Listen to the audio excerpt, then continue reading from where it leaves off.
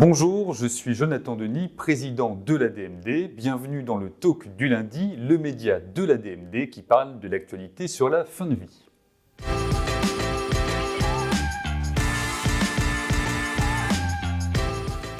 On commence avec l'actualité média. Notre marraine, Line Renaud, était l'invitée la semaine dernière de l'émission C'est à vous sur France 5. Je la remercie évidemment une nouvelle fois pour son engagement sans faille pour obtenir une loi de liberté et le droit à l'euthanasie et au suicide assisté. Et elle y a divulgué un petit scoop. Au-delà qu'Emmanuel Macron serait candidat à la présidence de la République, dans le programme d'Emmanuel Macron, il y aurait le sujet du droit de mourir dans la dignité. Nous sommes impatients évidemment de voir toutes les propositions des candidates et candidats à l'élection présidentielle.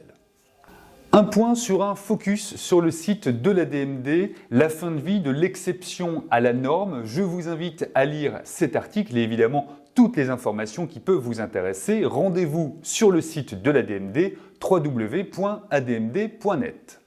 Actualité culture, puisque vous le savez, nous avons maintenant à l'ADMD une administratrice chargée du comité culturel. Jean-Luc Romero-Michel vous l'avait annoncé la semaine dernière, il s'agit de Catherine Daquin. Et donc je vais vous parler d'une pièce de théâtre de Bruno Gassio et Philippe Giangreco qui s'appelle Les pâtes à l'ail.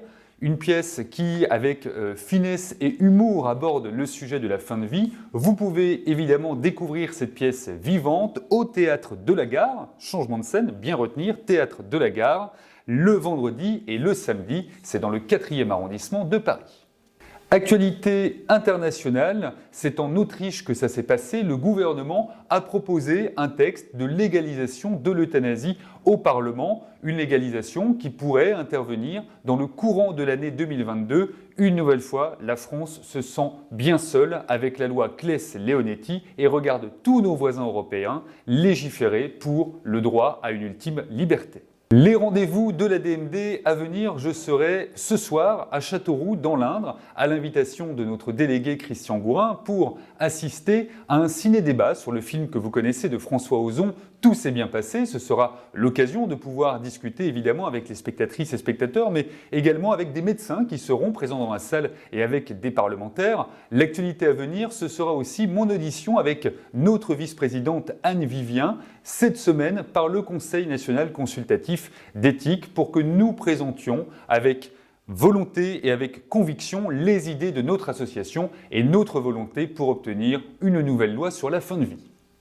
Samedi dernier s'est réuni le conseil d'administration de notre association. Je profite de ce talk du lundi pour vous annoncer les différentes nominations qui ont eu lieu lors de ce conseil d'administration.